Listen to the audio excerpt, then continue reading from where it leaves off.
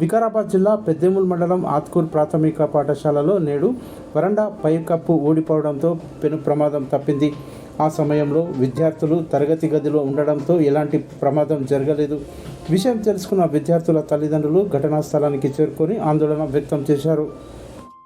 ఈ ఘటనలో విద్యార్థులకు ఎలాంటి గాయాలు కానీ ఎలాంటి ప్రమాదం జరగకపోవడంతో ఉపాధ్యాయులు విద్యార్థుల తల్లిదండ్రులు ఊపిరి పీల్చుకున్నారు. శిథిలావస్థకు చేరిన పాఠశాలను మరమ్మతు చేయాలని లేదా నూతన తరగతి గదులు నిర్మాణం చేయాలంటూ గ్రామస్తులు కోరుతున్నారు.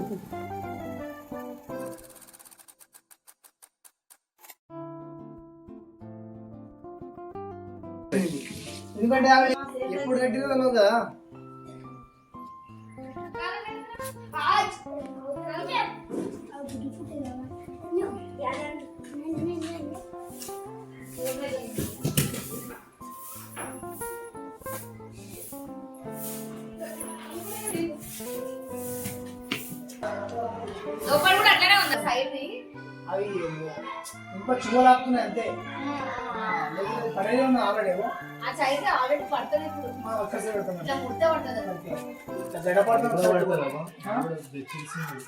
అదే మేడం మీ దగ్గర అది ఆడ డేంజర్